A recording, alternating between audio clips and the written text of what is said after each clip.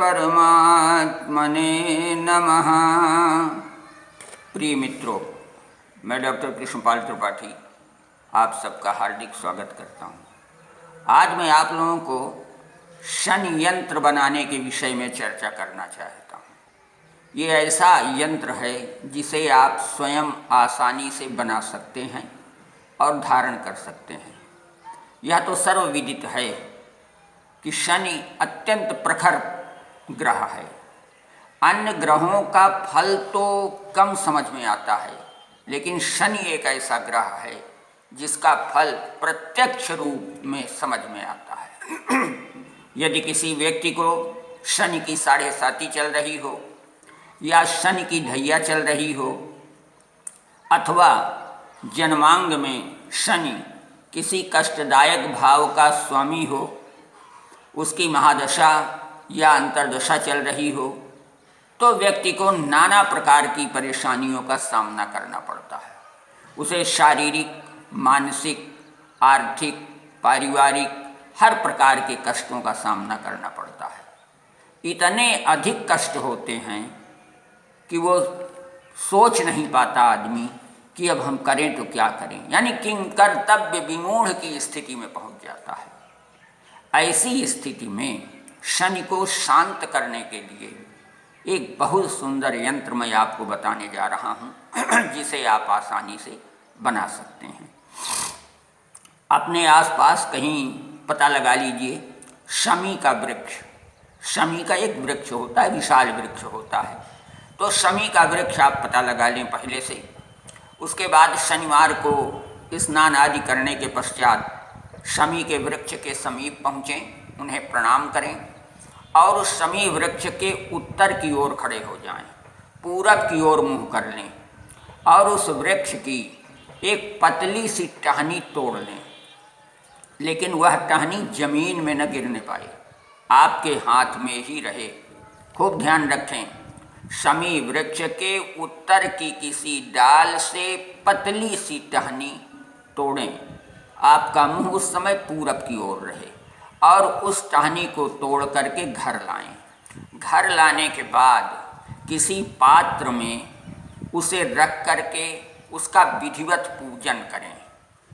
छोटा सा टुकड़ा बना लें, अधिकतम ½ इंच का टुकड़ा बना लें। शेष टुकड़े हवन के लिए रख लें।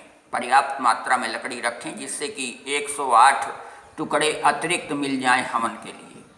और उस एक टुकड़े को किसी पात्र में रख करके स्नान, चंदन आदि से, पुष्प अक्षत वगैरह से उसकी पूजा करें।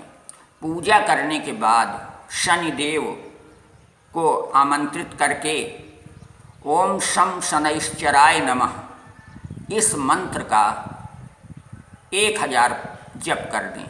यदि 1000 जप संभव नहीं है तो कम से कम 108 बार जप अवश्य कर दें।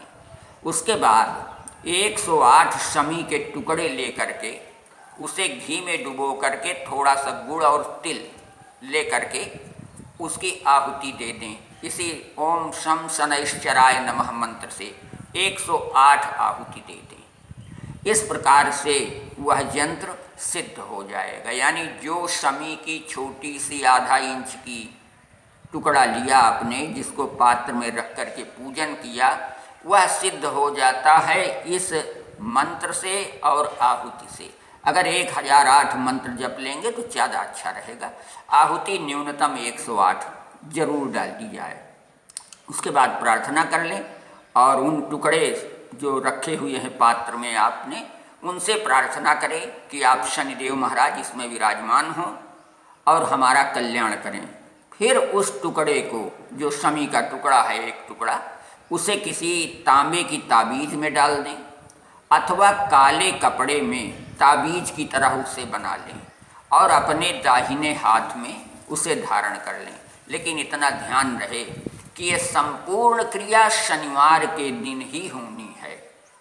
आप शुक्रवार को ही पता लगा लीजिए वृक्ष का, शनिवार को स्नान आदि के बाद सुबह जाइए, वो लकड़ी लाइए और शनिवार को ही उनका पूजन कीजिए, शमी के टुकड़े का जप कीजिए, हवन कीजिए और शाम तक हर हालत में उसी दिन उस यंत्र को धारण कर लीजिए। किसी कारणवश यदि न हो सका ऐसा तो एक शनिवार को वो लकड़ी लाइए और अगले शनिवार को जप और हवन करके धारण कर सकते हैं, उसमें कोई भेद नहीं। लेकिन ये सारी क्रिया शनिवार को ही होनी चाहिए। तो आप निश्चित मान करके चलिए कि शनि का संपूर्ण प्रकोप शांत हो जाएगा। उस यंत्र को धारण करने के बाद आप किसी की मिट्टी वगैरह में मत जाइएगा, यानी अंत्येष्टि क्रिया में भाग न लीजिएगा। घर में अगर कोई बच्चा जन्म ले ले तो उस समय भी वो यंत्र बेकार हो जाता है। यही चीज़ केवल परहेज करना है, शेष कोई परहेज उसमें है नहीं। सात्विक जीवन तो आपको जीना ही है। तो निश्चित रूप से शनि के सारे प्रकोप शांत हो जाएंगे, शनि पूर्ण रूपेण अनुकूल बन जाएगा और आपको मनचाही सफलता प्रदान करने वाला मिल जाएगा। इससे ज़्यादा सरल उपाय शनि के लिए और कोई नहीं है। हाँ, कुछ उपाय और हैं जिन्हें दूसरे वीडियो में मैंने एक आध में दिया है, अगले कुछ वीडियो में पुनः दूंगा शनिदेव को अनुकूल बनाने के लिए। और भी उपाय हैं, लेकिन ये उपाय बहुत सरल है। मित्रों, यदि ये सब बातें आपको अच्छी लगती हों तो यूट्यूब में अंग्रेजी में डॉक्टर कृष्णपाल त्रिपाठी सर्च कीजिए, कोई वीडियो खोलिए, वहाँ लाल रंग से सब्सक्राइब लिखा मिलेगा, उसे टच कर लीजिए। मेरा चैनल सब्सक्राइब हो जाएगा और आपको नित्य नई जानकारी वीडियो के माध्यम से होती रहेगी। धन्यवाद, नमस्कार।